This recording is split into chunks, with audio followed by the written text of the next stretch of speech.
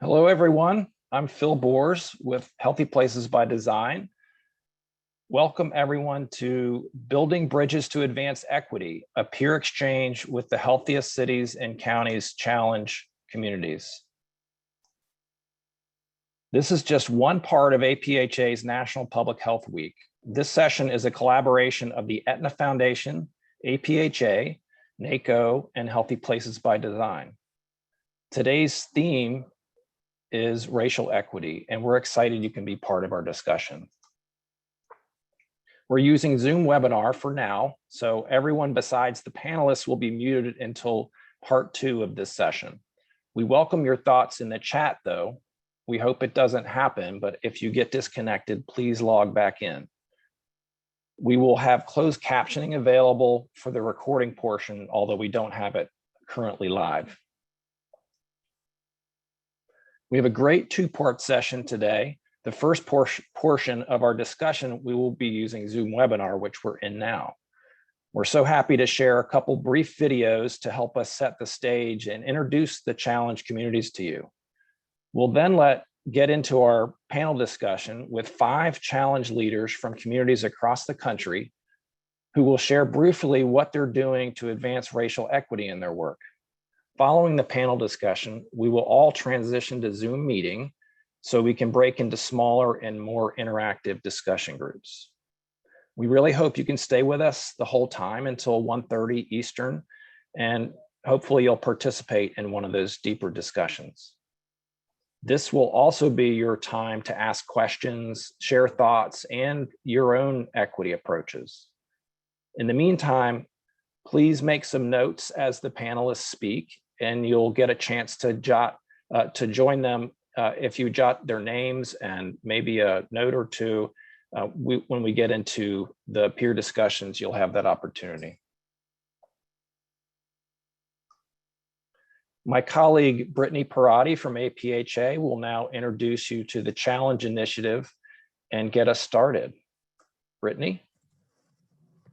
Thank you, Phil, and hello, everyone. My name is Brittany Parati, and I'm the project director for the Healthiest Cities and Counties Challenge at the American Public Health Association. On behalf of APHA and the Challenge team, I'd like to thank you for taking the time to join us in our celebration of National Public Health Week, especially on this important day that we're focusing on the theme of advancing racial equity. As many of you know, health equity is a guiding priority of APHA, and that's why since 2016, APHA has collaborated with the Aetna Foundation in partnership with Healthy Places by Design and NACO to support city and county level teams in advancing health equity within their communities through the Healthiest Cities and Counties Challenge. The Challenge is an exciting initiative designed to accelerate systems level approaches to improving community health in 20 communities across 11 states. And we do this by supporting selected communities to change the way they work together across sectors, build resident leadership and power, and take collective action. We're so glad that you'll be able to hear from some of these communities today about how they're promoting health equity through improved access to foods that support healthy eating patterns and access to health services. To get us started, we'd like to share a word from one of our Healthiest Cities and Counties Challenge Advisory Council members, Dr. Aletha Maybank.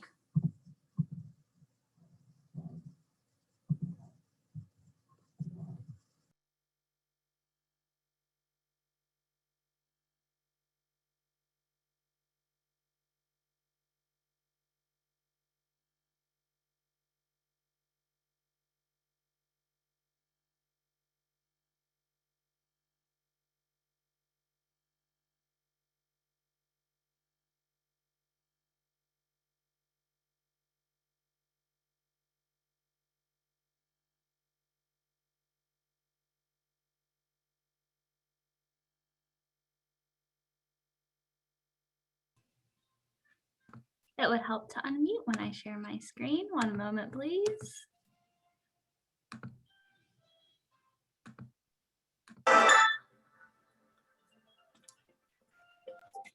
Racism threatens the health of our nation and has played a significant role in producing and widening health inequities.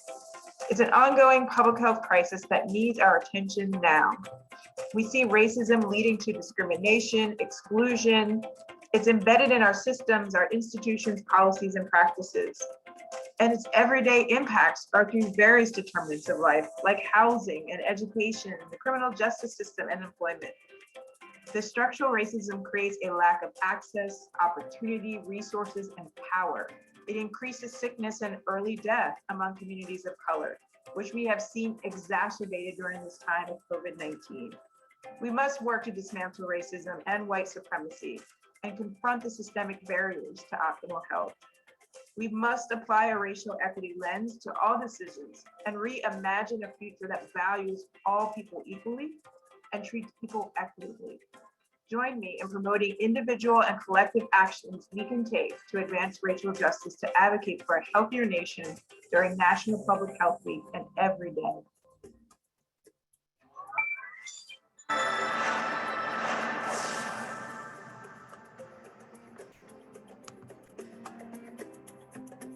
The structural racism and need for healing that Dr. Nabik underscored are a central focus of the challenge.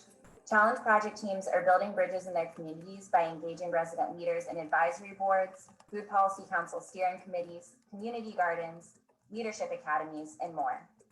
Now, here's a heartfelt message from our 20 challenge communities about how this initiative has impacted their work to advance racial equity.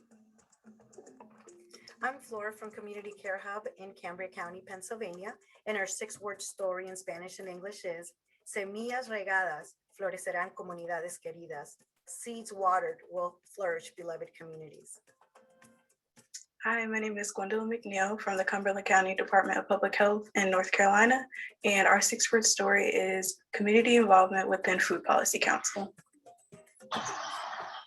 Hey, this is Mike and Levine from Rochester, New York, and our 6-word story is Rochester residents driving the food policy change. I'm Grace Parker Zielinski from the Childhood Nutrition Collaborative in Tompkins County, New York.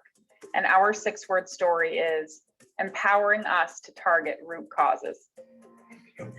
Hi, I'm Meg Oakes from Orange County Department of Health in Orange County, New York. And our 6-word story is links to food programs and farms. Hi, I'm Saujanya Lakaraju from Forsyth County, Georgia. Our 6-word story is data, coordinating services for vulnerable populations. Thank you. Hi, I'm Sierra Watson from the Health Foundation out of Wilkes County, North Carolina. Our 6-word story is information builds understanding, understanding brings empathy.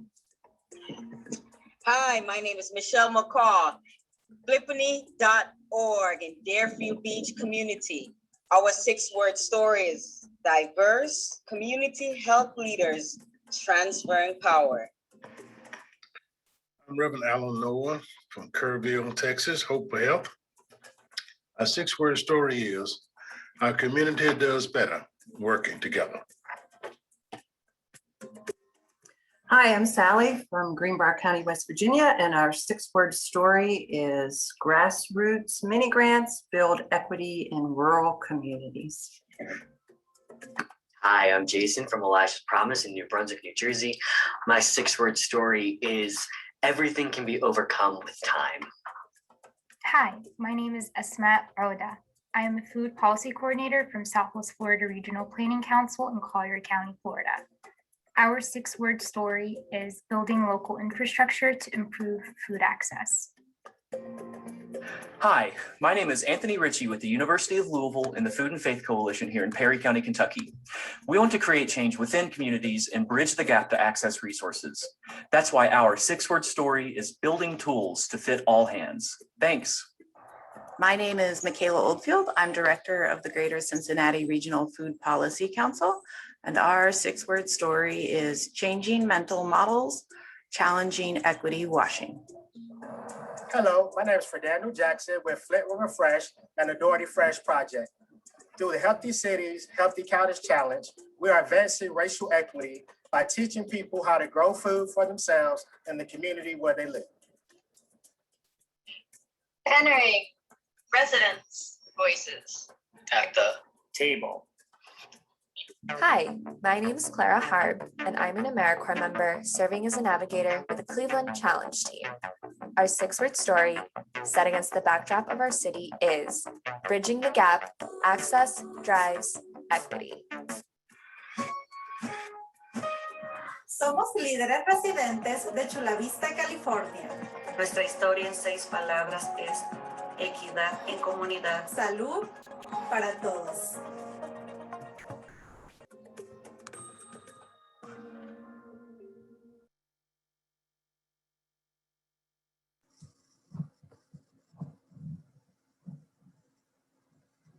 We hope you all enjoyed the video. Again, I just want to say thank you for joining us today. And we look forward to hearing your voices during our discussion later in the event, and hopefully also during tomorrow's National Public Health Week Twitter chat if you plan to join. Enjoy the rest of the event. Thanks so much, Brittany and Ariane, for gathering those videos together. And thank you so much, Challenge teams, for your inspiring work and those 6-word snapshots. Okay, we're at the point of the panel. We're so lucky to have Heather Murphy with us from Wilkes County, North Carolina, who will moderate our panel. Heather is one of the Healthiest Cities and Counties Challenge project leads, and she's also the executive director of the Health Foundation in North Wilkesboro. Thank you so much for being with us today, Heather. I'm so delighted to be here, and I want to thank everyone for joining us on this beautiful day. I'd like to begin by introducing our community panel members who are going to be sharing the stage with me today. First off, I'd like to introduce Flor Hernandez. She's a community health worker from the Community Care Hub in Cambria County, Pennsylvania. We also have with us today Fredando, or Farmer Fredo Jackson. He's the executive director of the Flint River Fresh in Dougherty County, Georgia. Also joining us are Margarita Olguin, Director of Partnership Initiatives with We Support You in Chula Vista, California, and the Reverend Alan Noah, a pastor at Barnett Chapel United Methodist Church in Kerrville, Texas. So I'm from Wilkes County, North Carolina. We're nestled in the idyllic Blue Ridge Mountains of Western North Carolina, where on a clear day you can see Pilot Mountain, which was inspiration for the fictional town of Andy Griffith's Mayberry. It's a beautiful place to raise a child, unless you're unfortunate enough to be one of the 1 in 4 children who are food insecure and don't know where their next meal is coming from. The challenge for our rural Appalachian community is to ensure that every child and adult here knows where their next meal is coming from and that it's healthy. So the Health Foundation serves as a backbone entity of this collective impact effort. You cannot achieve equity without including the voices of those who are marginalized by the mindset that only the voices of people with titles and offices and paychecks matter. In truth, the opposite is true. We are all experts in our own experiences, and the expertise of people living at the intersection of poverty, race, and place are most needed to be heard from, and to be learned from. So we use a framework of human-centered design. It's a structured approach to solving for problems that don't have clear answers. It's grounded in empathy research, which allows us to then brainstorm custom designed solutions that lower the costs of risk and the costs of innovation. If you think of an equilateral triangle of people, process, and programs, systems change when the relationships between people change. Empathy research is a process that gives us a window into the world of people's experiences, their beliefs, their values, and their behaviors. It helps us uncover insights and uncover our own biases, and keeps us from jumping to programs and solutions before we really know what we're dealing with. It creates trust and buy-in where there was none, because we pay people for their time and their expertise as an equity strategy. Empathy research can be as simple as taking on a beginner's mindset and asking questions. When we listen, without correcting, without feeling we have to agree or disagree, without challenging, when we simply listen and practice curiosity. Think of that 4-year-old with the why, but why? We can learn a lot. Examples of great curiosity questions are, tell me more. Why do you feel that way? Can you explain more about that?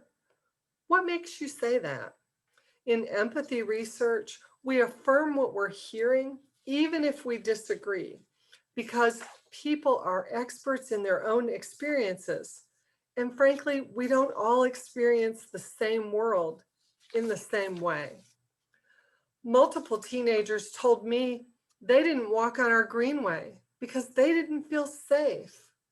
That was the day I learned that Wilkes is a great place to be a kid if you wake up white and privileged and can don a hoodie and take a run without someone suspecting you're a criminal. Another empathy technique is to immerse ourselves in the experiences of others.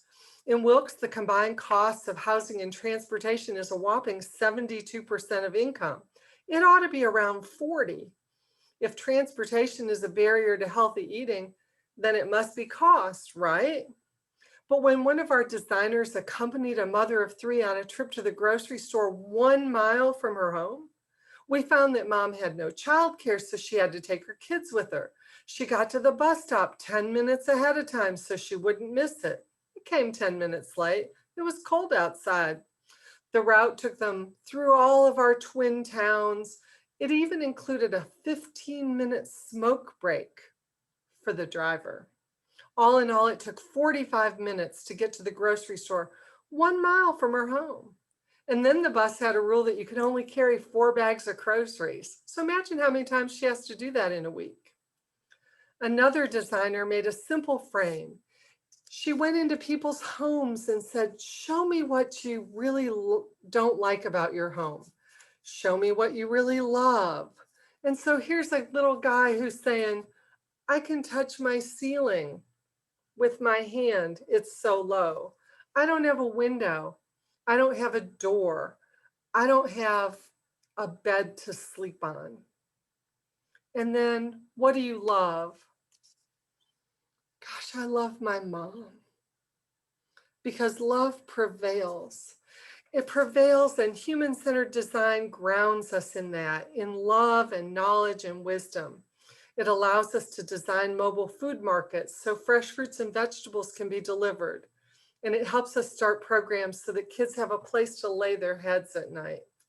Human-centered design puts people at the center, and it solves for inequities that frankly exist right before our eyes, if only we had the vision to see them. So I'm going to start by asking Flor Hernandez. Flor from Cambria County. Flor, tell us the role you play in the challenge and tell us what challenges you're using to advance equity in the challenge initiative. Good afternoon, and let me start by thanking you for letting me come to the table. My name is Flor Hernandez, and I'm a community health worker with Community Care Hub and Beginnings Inc. in Cambria and Somerset counties. The Hub is a community-based care coordinating network that brings the many resources in our community together to support the most vulnerable population. Local community health workers work closely with families to connect to social and medical services to remove barriers to health. Not that I got that out the way. We are meeting our participants where they're at. That's how we are creating inclusion. Basically, we walk with a vibe that all are welcome. No one is turned away. We don't discriminate. We also break down communications and language barriers. And when we say we meet participants where they're at, we're talking about mentally, physically, emotionally, and at times spiritually. So technically, we are meeting people exactly where they're at. If it means filling out a form for them, then so be it. But that's what it is being that human experience, because poverty charges with interest. And sometimes we think it's something tangible, and at times it could be something mental. So that's another way we bridge these barriers, is that we promote mental health a lot, because we know that is also a big factor when it comes to poverty. And I can keep going if you need me to. That's great. So Fernando, tell us about your program now.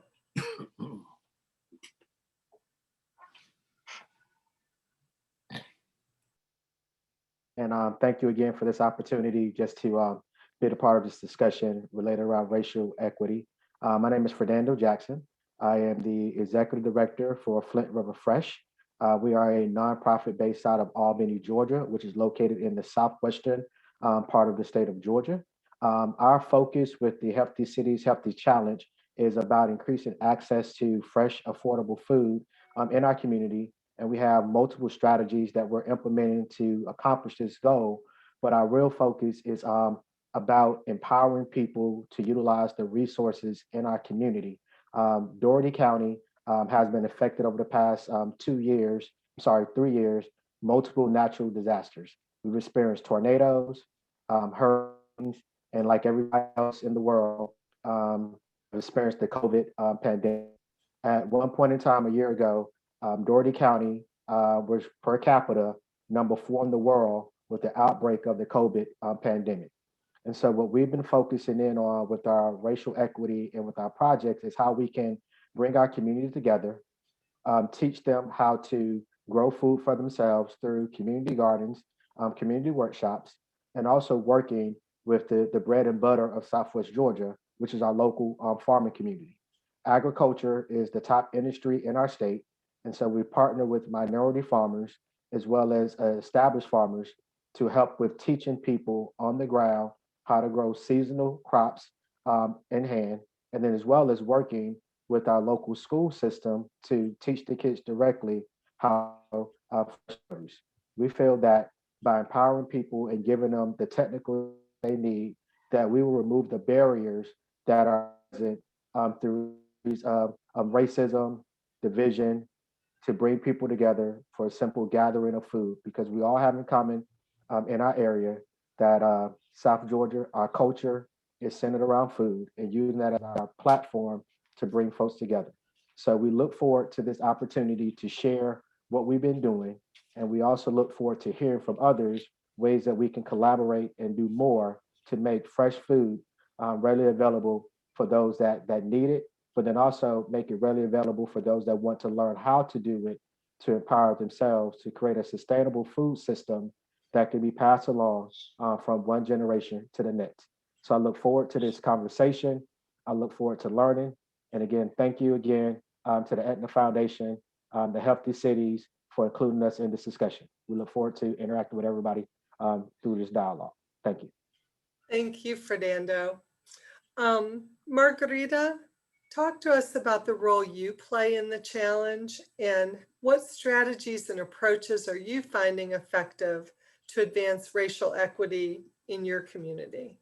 Sure. Well, my name is Margarita Holguin, and I am the Director of Partnership Initiatives at We Support You. And my role is to oversee the promotoras, or community health workers, and community leaders in the Chula Vista Healthy Cities Challenge project. And our project is really looking at improving healthy nutrition and reducing obesity. So as you can see, the entire project aims at health disparities and at really looking at addressing racial equity. So an approach that I want to mention is our inclusiveness and how our project is centered on community participation. And obviously that is not just having the residents there, but having them be the drivers of this project. From the onset of the project, we have involved key partners who have a stake in our community. They are vested in the project, and they have really been instrumental in reaching the community to recruit the community members that have participated in the stories. So our approach has been to have our partners be the ones to tell our story, to feel that they're part of this project. We have also partnered with the San Diego County Promotores Coalition, which has a countywide network of hundreds of promotores or community health workers. And through this coalition, we were able to reach out to that network, and we hired 4 promotoras initially to begin our project. The promotoras and our great partners out there have taken the lead on the outreach, and they have successfully helped us engage community residents that represent the various areas and zip codes of our city. Language has never been a barrier for us. Several of our promotores and residents are monolingual Spanish speakers. We have been able to leverage our partnerships and secure funding for translation. So to date, all of our meetings and trainings have all had simultaneous interpretation. We have a team of 9 community leaders and 4 promotoras who are involved in this project. They have been involved in all aspects of designing this work. We're not getting a group of people and saying, here's a project, go do it. But our approach is to provide them with the capacity building skills and the tools that they need to come up with a project that they feel is what will address the needs and that they have ownership. They're involved from first identifying the issues, from getting all these presentations to know what's going on, gathering data about the community, being part of developing all the steps. Right now, they're developing interview questions for stakeholders, interviews and assessments. And so they have all this data and the information that they've gathered, and they will then, we will be coming up with projects that help us address what we want to do. Our project has successfully engaged key stakeholders in our region, demonstrating our inclusiveness, city leaders, county leaders, the school districts, the superintendents, health and human services, and various community partners. So our project here in Chula Vista is addressing the needs of our community by engaging our members of the community, either stakeholders or residents, as true owners. Thank you, and I look forward to sharing more. Thank you, Margarita. Reverend Noah, last but not least, talk to us about the role you are playing and also how you are helping advance racial equity in your challenge initiative. Good morning. Thank you for having me. It's exciting to be a part of this conversation. We began our journey in 2013. We cast a vision for Glory Community Garden in the Doyle community here in Kerrville, Texas. Glory Community Garden was located in a community that has been marginalized for some 103 years. We wanted to create a space where people could come and have the conversation about life and health and commonalities. We wanted to create a collaborative among our city officials and invite others from the community to come and be a part of the conversation, to highlight the disparities between our neighborhood and the broader community. What we did in that piece, we cast a vision, improving health, fostering community collaboration, and sharing the love of God. Our first community partner was the city of Kerrville. In order to have a community garden, you need water. So the city provided water for us. Since that time, we've had 62 additional community partners that have been involved in this project. We shed light on food inequities, a lack of transportation, and health inequities within this community. Today, part of what we've done with the Healthier Cities Challenges, other entities from across the community came together. We formed a collaboration. The grants that came into the community as of today, probably in excess of $7 million. The community center is being renovated. The food pantry is up and running. We have health programs next door. And we also have a dental program that's being funded by Healthy Communities. So what we've done is that we created a space to have the conversation. And people from the community met with the city leaders, met with other community partners, and the dialogue helped shape where we are today. So we're in a good place. We're growing. We're excited to be a part of that. We have people at the table who are volunteering, who some 5 years ago wouldn't even open a conversation with the city leaders. But now they've taken ownership. They've taken pride in their community, and hope has been reestablished in our midst. So we're happy about that. We want to learn from our colleagues as we continue on this trajectory, and hopefully we'll be able to inspire others, to take our place once we transition out, and keep this momentum going. So thank you for allowing me to be a part of this. Thank you. So Flora, I'd like to ask you a follow-up question. You mentioned that people in your community, as you meet them where they are, have tangible challenges, but they also have mental challenges. And one of the things I've learned in talking with people in my community is that there is a chronic toxic stress associated with racism and marginalization. Could you talk a minute about that in your community? Yes, thank you for that question. In our community, what we're doing is we basically have our little brainstorm breakout sessions also within our within our CHWs, and that's one of the concerns that does come up to the table. And great examples would be we are a population that our population is predominantly white, but we also have African American and Latino community members, but there's lack of access to Latino counselors, Latino doctors, just like African American doctors. So we try to engage the community by making these issues come to light, shedding light on this. We know this issue is here. So how can we come together as optimism engineers, is what I like to call them, and create and cultivate? You know, those seeds are coming in, let's water them. How can we create? And if something needs to be weeded out to let a new program grow, so be it. But the thing is, that's how we meet people where they're at, is by literally witnessing, walking with them, their struggle, their journey. And I love how our CHWs talk about, I am because we are. And the reason is because we have experienced it. We know those hurdles. So we want to be there to say, hey, there's a hurdle coming. Let me help you go around it, or let me get you a ladder so you can climb over it. So yeah, we try to bring these issues to the table and shine light on them. Thank you, Flor. Fernando, you talked a lot about helping empower people in your community. Can you tell us a little more about how you've managed to overcome that feeling of powerlessness that can come from being marginalized? It's, again, thank you. So part of what I did mention in the intro is that we're a collaboration of our local government, our school system, our cooperative extension agencies, our city planning as well. And so one thing that we found a barrier is always finances. Is I don't necessarily have the money to buy seeds, or I don't have the money to purchase compost, or I don't have the money to build a garden box. And so what we offer through our program is that if you have the interest and you attend our community-based workshops and you have a pool of volunteers, whether it's a church group or a local community group, and the only barrier that you have is the finances to purchase the items to grow, or you don't have the expertise. So we step in to cover costs.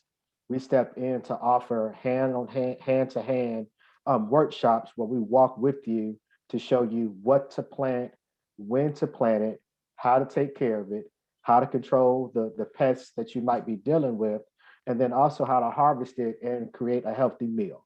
So we believe, like you said earlier, Heather, in the humanity of everyone, and us getting together through this and sharing our collective experiences. So what we like to do is organize what we call community planting days, where we invite the entire neighborhood out for a community garden bill.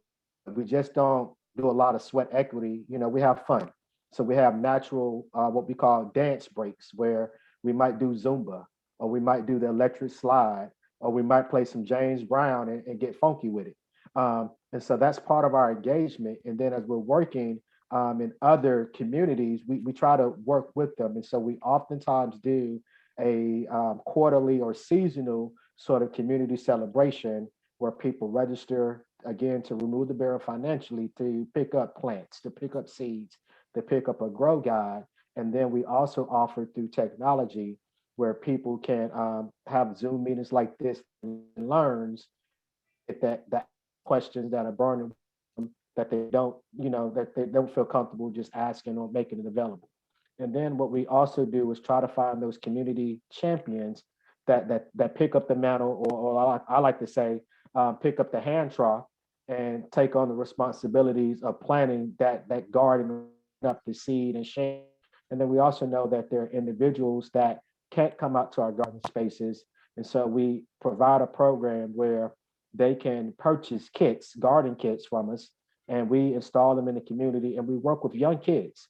So these are our high school age students that are the ones installing these garden spaces. They're the ones that are leading people of how to plant things in community. And then also we have no respect of person or background or ability. So we're working also with individuals that are disabled and things like that as well, to show that we're all inclusive to food access. It's all inclusive to everybody being welcome into the space. And so, like I tell everybody, we all have to get our hands dirty, and we all are going to walk away with some dirty knee pads at the end of the day.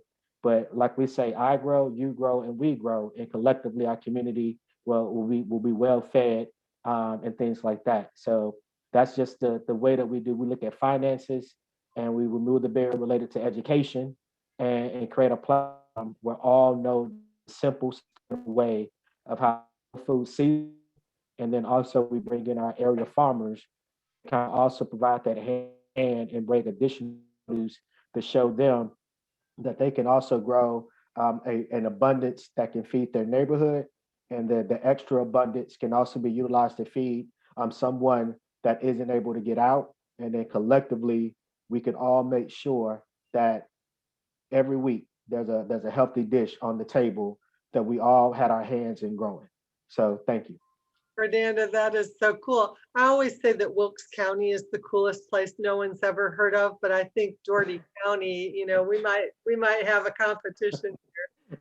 Now, I think it's some other great individuals on this call that some phenomenal work by our peer-to-peer learning session that we've had. So I can't wait for everybody to hear the work of the Healthy Cities, Healthy Counties Challenge, and what I mean, I learned something every peer-to-peer learning session. So I thank you, Heather. I'm humbled by that. So Margarita, I'm hearing a theme here about how people are walking alongside one another, and certainly that is a part of your work. Talk to me about the scaffold of trust or any kind of trust deficit that you might have to overcome before your team can be successful in its work.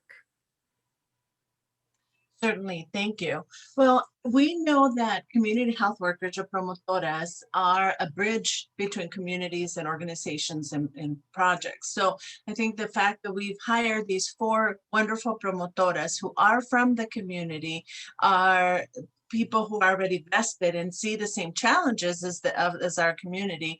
They are bringing that bridge or breaking that gap between the residents and their distrust and not understanding what's going on, and really bridging that. We're also bringing in the city, for example. We're bringing in the county. We're bringing in food systems around CalFresh or other programs, and bringing those presentations to the residents so that they can ask the questions. We're opening the door for them to say, you want to know about this program, or you need to know about what's going on in your community, ask the question. So we're trying to give them that power and that recognition that they're the ones that are driving this project. We ask them questions. We'll say, okay, we need to come up with a question. What would you guys like to ask? And so giving them that power has given them that trust in the work that we're doing as residents. Thank you, Margarita.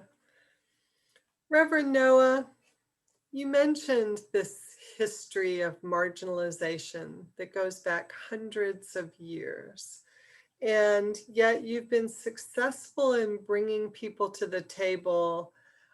How do you get them to hear your truth without feeling shamed and blamed, and how do you bring people to that place where they're willing to move forward?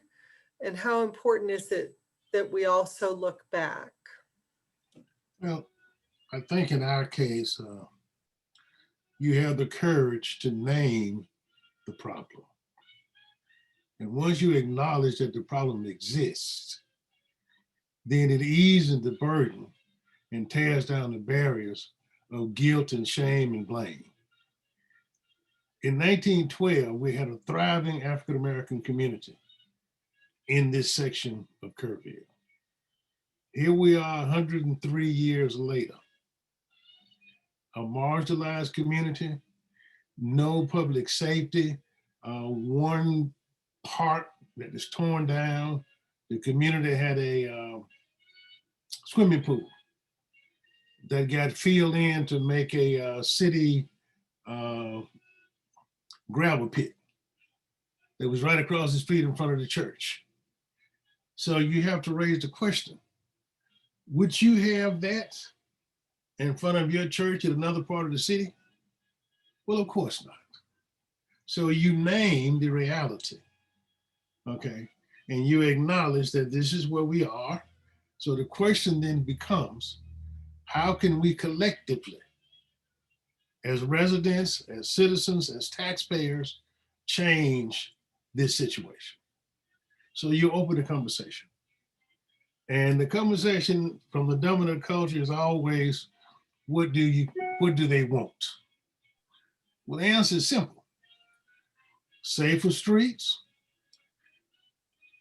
a job that would pay me a decent wage where I can pay my mortgage, for my children to have an education and a future with hope. So once we acknowledge all of that kind of stuff exists and gets beyond that, then let's talk about how we can collectively change the trajectory. So that was kind of the stage that Gloria Community Garden set and created space to have that conversation.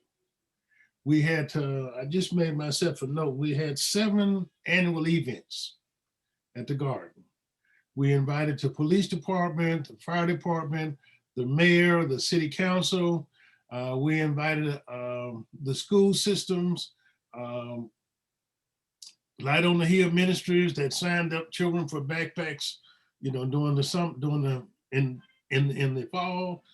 We partnered with other churches to have Vacation Bible School. So we brought people together and people began to talk and have the conversation and talk about how can we address this.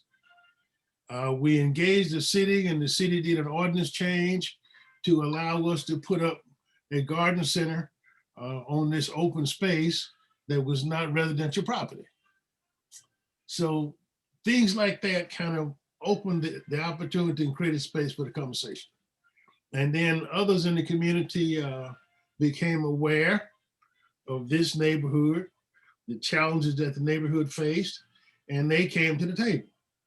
And so that's kind of what brought us to the Bill grant, that's brought us to healthy communities that engage the hospital district, our local university, and brought us to this place where we could address these issues on a human level.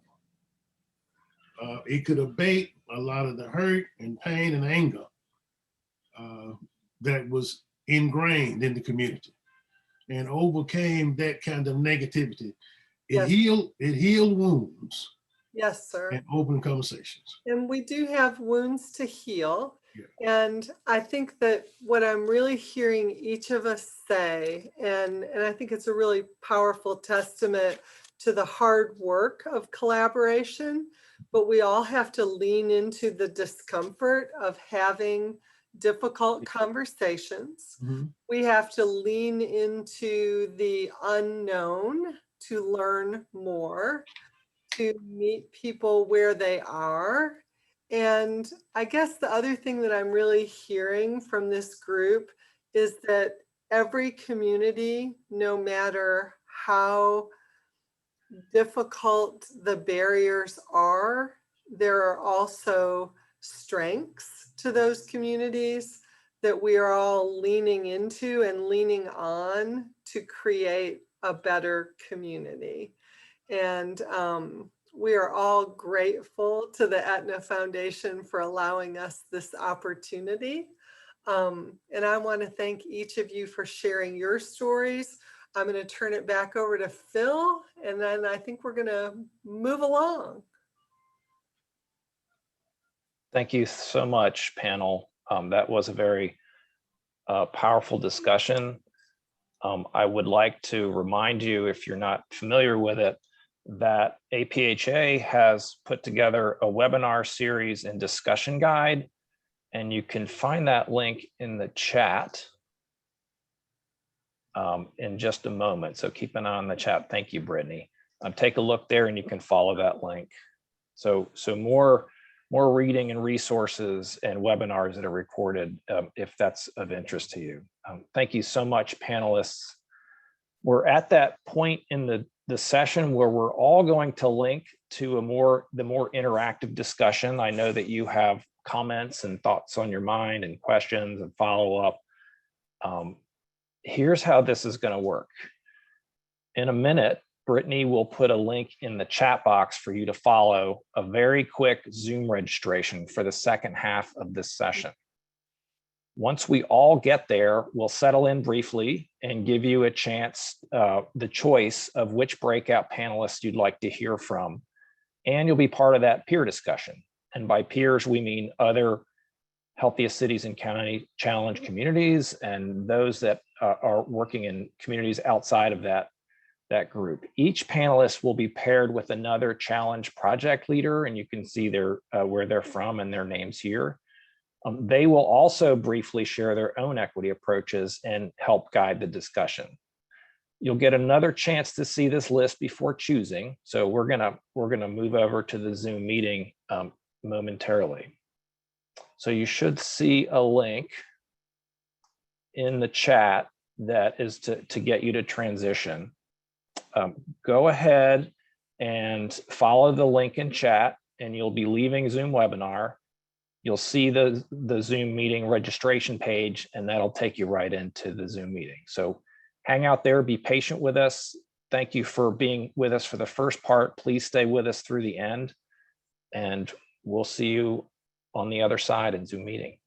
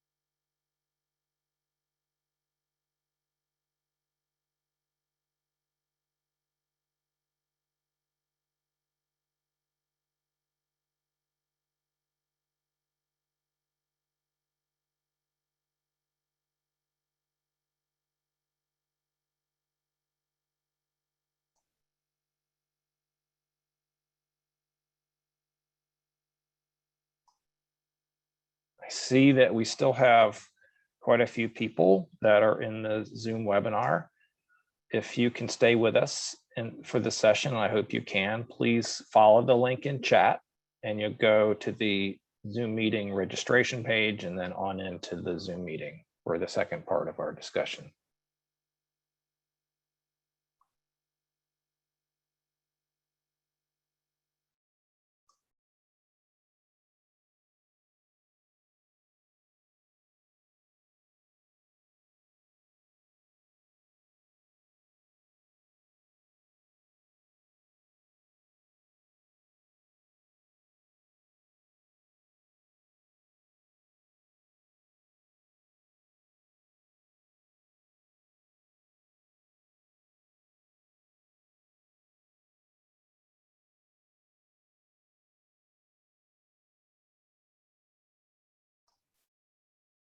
Again, if you can hear me, you're still in the Zoom webinar.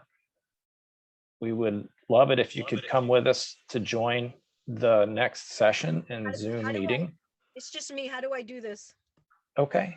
Do you see the chat box link? Yes. So I just click on that. Yeah. Who's this talking? Sorry. Okay, and then join meeting in progress. Okay. Is this you, Floor? Yes. Okay, great. Great job, by the way. We'll see you over on the other side. I'm trying. It says your meeting should start. Okay, all right. We'll see you there.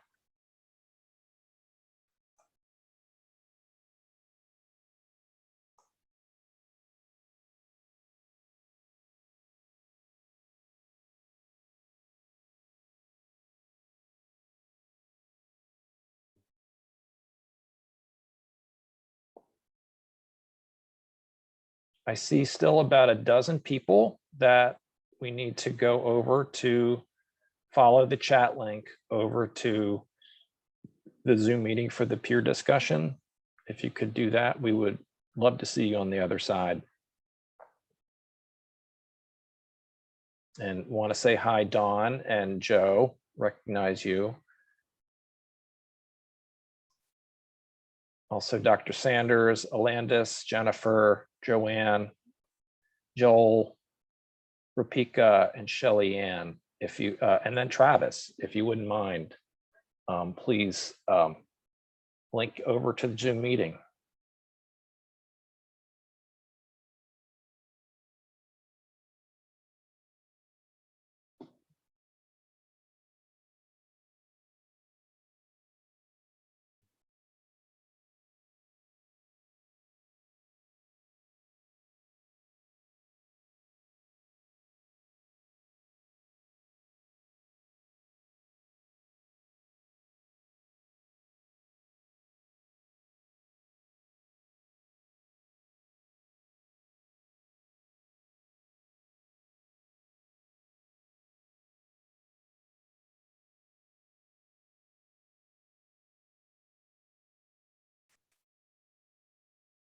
Hello, this is my last circling back.